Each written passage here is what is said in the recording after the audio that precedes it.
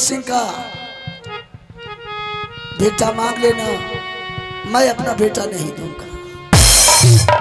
अच्छा हुआ, मैं तो सदा के लिए राज मोहब्बत को छोड़ के जा रहा हूं। जिंदगी में कभी दोबारा इस दरबार में मुंह दिखाने के लिए नहीं आऊंगा। रही सवाल मेरे बेटा रानी का, मैं दोनों माँ बेटा को इस महल में आपके ऊपर छोड़ के जा रहा हूं। मेरे बेटा रानी को कोई तकलीफ नहीं होना चाहिए। मैं जा रहा हूं। जाय चाहो या भागला भैया दरबार से हो जा, क्या करा हो भैया कहाँ पर हमें दुनिया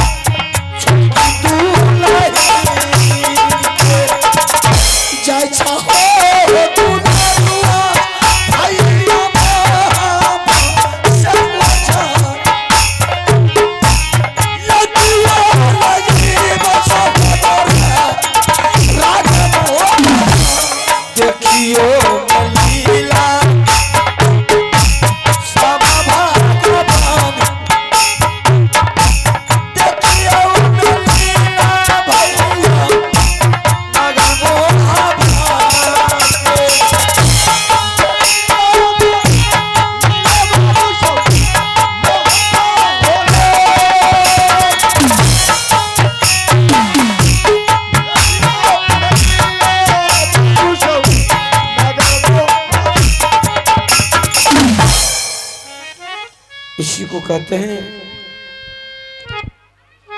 घड़ी में घोर। हानि कहने के मतलब हंसता खेलता परिवार मिनट से पहले बर्बाद। कई बार दोनों को समझा लिया। अगर बेटा को बोलते रघुदूरदर्शन सिंह को तुमको बेटा देना होगा तो रुद्र सिंह के नजर में हम गिर जाते कि भाई साहब आज मेरे बेटा को जबरदस्ती भेज रहा। और चाचा जी कितना बड़ा एहसान है हम पर, मरते दम तक वो एहसान नहीं भूलेंगे जितना मेरे चाचा जी का एहसान मुझ पर तीनों माँ बेटा पड़े।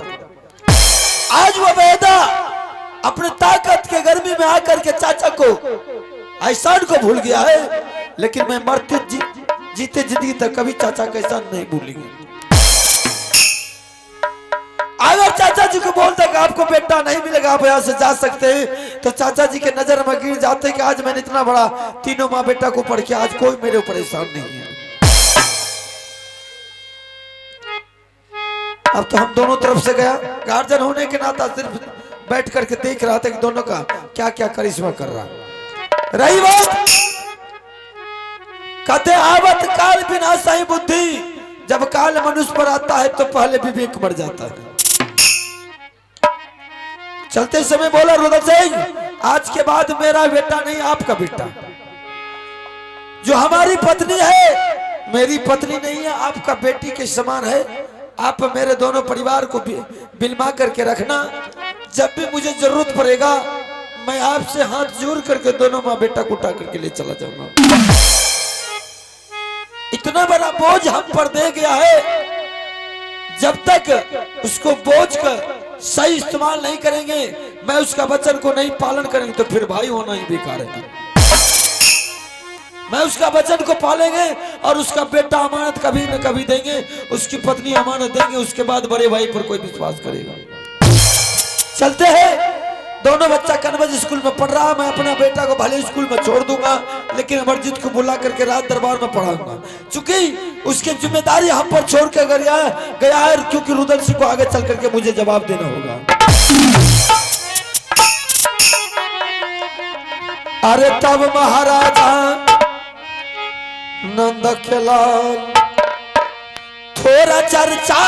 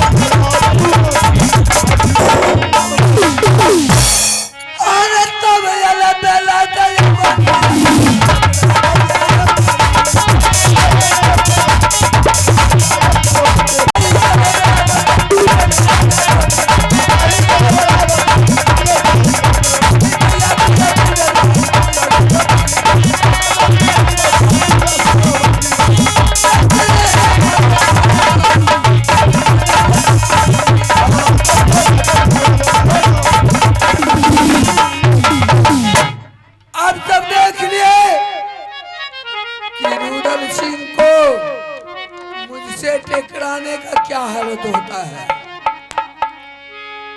अभी तो कुछ नहीं हुआ रुद्र सिंह, अब आगू होगा क्या होगा। मैं तुम्हारे पीछे पीछे कलयुग महाराज के तरह जहां जहां जाएगा वहां वहां तुम पीछा करते रहने। अब देखते हैं थोड़ा सा उसका पत्नी को, अब उसका पत्नी को इस महाराज से बड़ी पुतू के हाथ से नहीं पिटवाए, घर से नहीं निकलवाए तो फिर मेरा नाम नहीं उड़ियल का सरदार। पुतहू है सुनला तू नहीं ना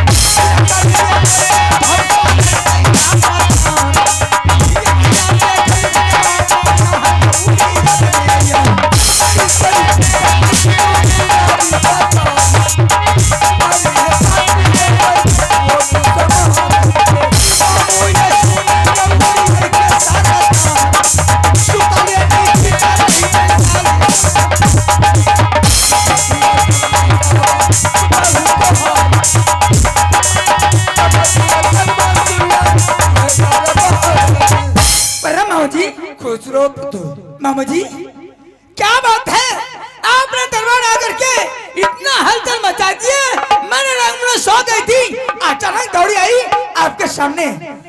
मामा जी सबसे पहले आप अपना उड़िया किला का समाचार तो सुनाइए। उड़िया किला का समाचार बिल्कुल ठीक ठाक है, तुम अपना रंग दरबार का समाचार सुना पुतो। मामा जी आपके दिया से, ईश्वर के दिया से, इस समाज के दिया से मवी किला का समाचार बहुत अच्छा ही चल रहे हैं। हेलो पुतो, तुमको क्या इस दरबार में कोई खबर पता मालूम है?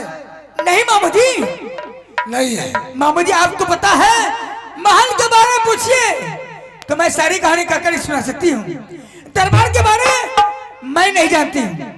तो ठीक है सुन लो। एक दिन की बात है, सैयद महाराज बनारस किला से आया था और उसमें भी क्या मक्का मदीना जा रहा था हज करने के लिए।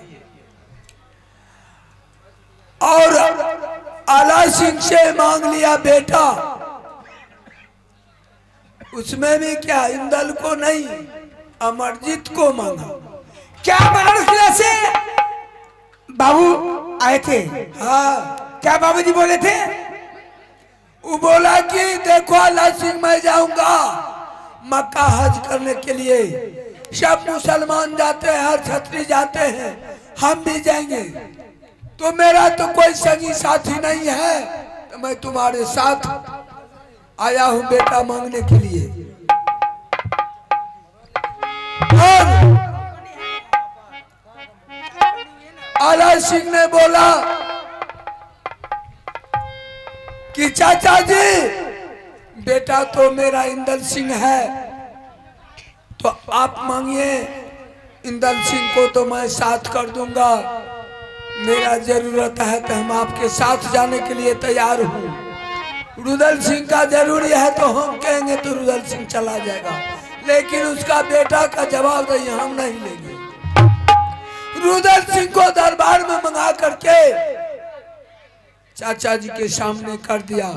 चाचा जी ने मांगने लगा बेटा रुदल सिंह से। क्या हुआ था?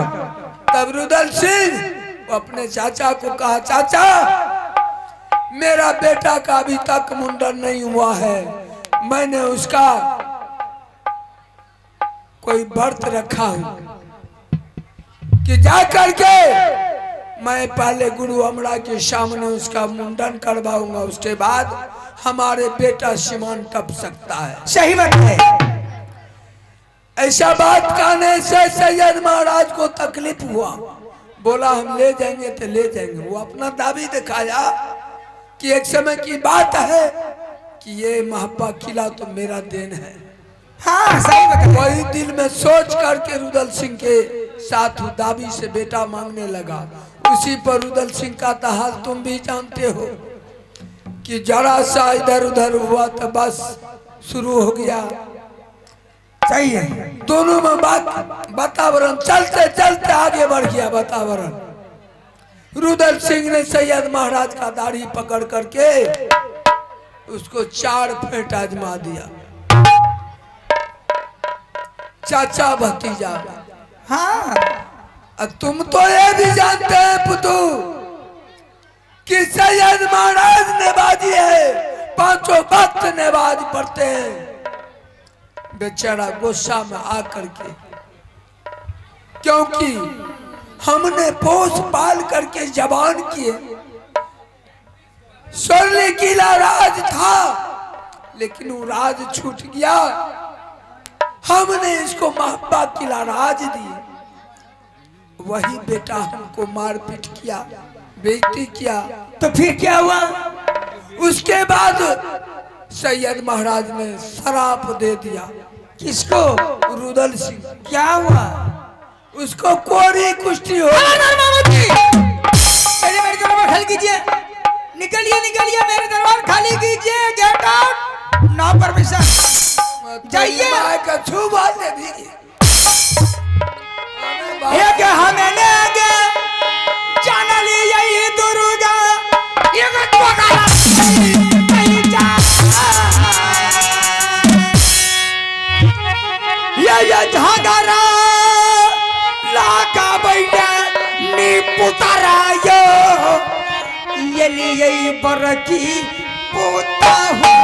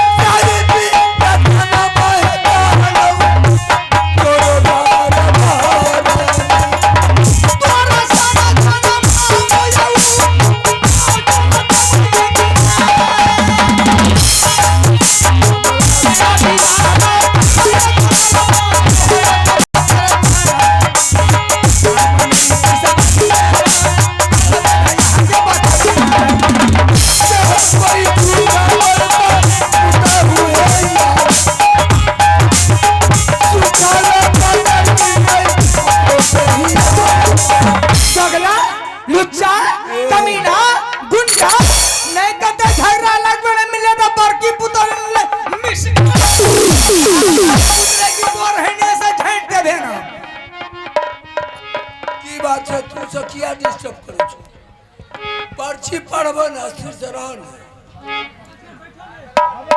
अखनिए पढ़ब मामूदी ये आपके बारे में जानती हूँ।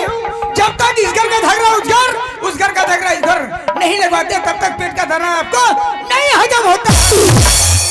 और इसी चुगली के चलते हुए मेरा देवर जी ने बाबूदर सिंह पंता उखड़ के गंगा घाट में बेटा बच गया एक अभिर्जन कुमार जो कि लगना अभी वर्तमान है उड़ियल किले में। अगर बेटा लगन के आप कसम खाते हैं तब तो सोना ने विश्वास करेगी ना तो नहीं करेगी।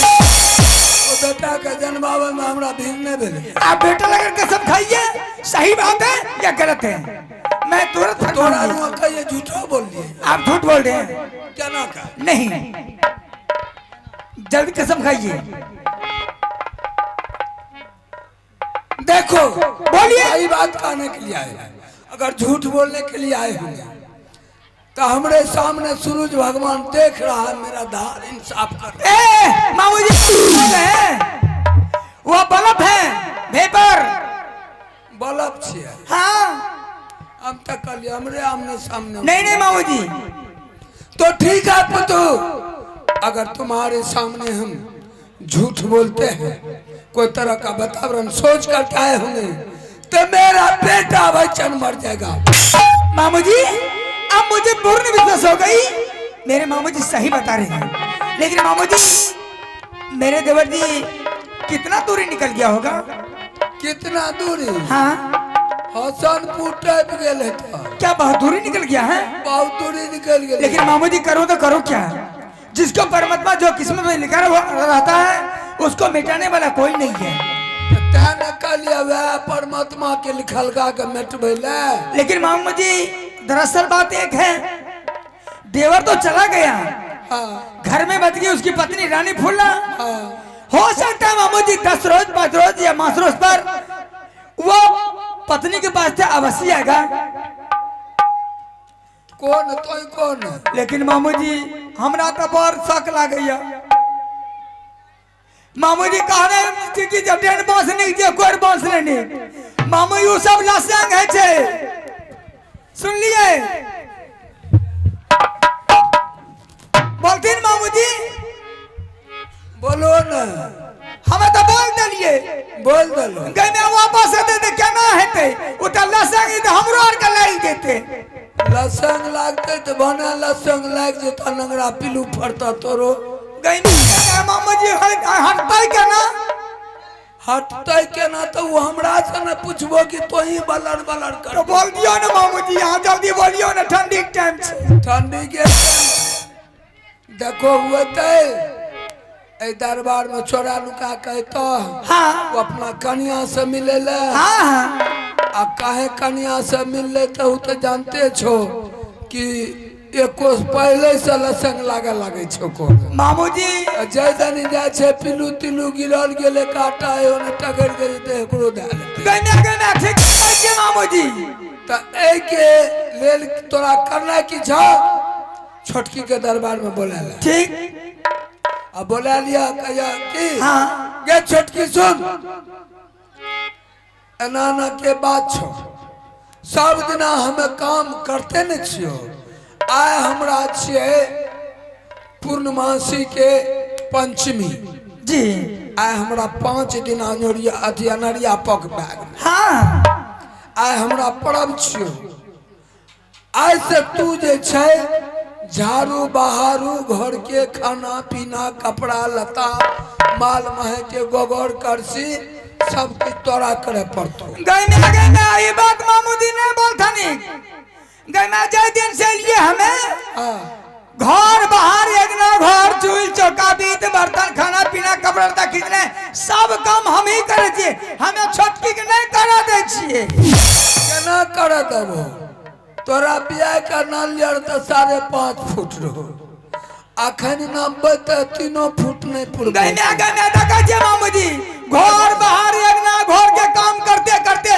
सुखा का टिठी भए गेली अच्छा हमरा नहीं देखाबिए बिलो हमें तो एक पर्दा में रहे छे तू और आबो छो नहीं मामू जी अपने के कहबे नहीं तो केकरा दोसर के देबे कहे नहीं बात तो सही छे खिया गलो काम हाँ। करते करते अगर वो ठलका के बेटी नहीं करता सब ना किए उ सुतले रहते की नहीं माँ बाप ने कहे के मतलब के छथी मतलब ई छै से काम करते मतलब की रहते दोनों प्राणी उ सुतले रहते हैं वो देखता तो गेले आ तोरा पर छोड़ के गेला बाबूजी यहाँ का तो पता छथिन जब तक हम स्नान पूजा नहीं करी तब तक अन्न जल नहीं करी मामूजी काम करते करते समय तो ढेर जाए 3 बजे 4 बजे के एक और खेलो तो खेलो नहीं तो नहीं है खेलो अब तो आधा उम्र बीतल जी अब होने तू सुख करबो हाँ मामूजी केना करबे बताइयो तो केना करबो तू ओकरा बोला के आ झाड़ू हाथ में के दे दियो हाँ आ कहियो तोरा हे से काम करे पड़तो जना जना मन होता तरह तरह ठीक। कहियो बुझलो अपनो तरफ से लगा दियो ठीक है जे मामूजी अब ओकरा की करियो अगर नहीं करता ना काम आ कुछ बोलतो हाँ झोटा पकड़ के खींच लिया ठीक आ बीच में के ला लिया हाँ आ एरी से खींच बुझलो गैया गए हमरा ओकरा कहिए एगो बोली नहीं करिए ते मारबै केना यो नहीं मारबो तो सीधा नहीं है आइ काल्हि के लोग ठीक है जी मामूजी अपना जे बात बोले छिए उ जे छै हाँ। बपौती वाला कपड़ा पिन्हू बनारसी हाँ हाँ ओकरा देह पर से खींच लिया एगो पुरनका पिन्हा दियो बेसी एने न करतो न तो लहरा के हटा दियो चल जाते ठीक है कहै छिए मामूजी अपना जे बात कहलखिन या हम तुरंत क्या के दिखा दै छी उ चल जेते कथी ले रुदल सिंह हेते दरबार में अपन चल जेते ये जाना जाना कहा भना या मामू या बारा की पुता हुआ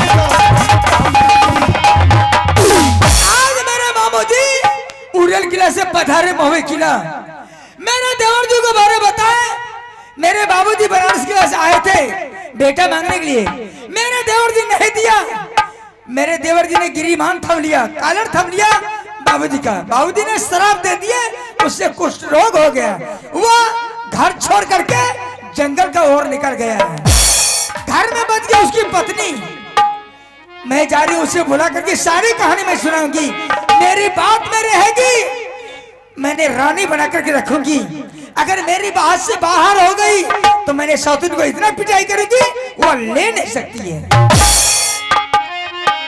बाहन है सुना ले या गई छोटा की गोतानी गई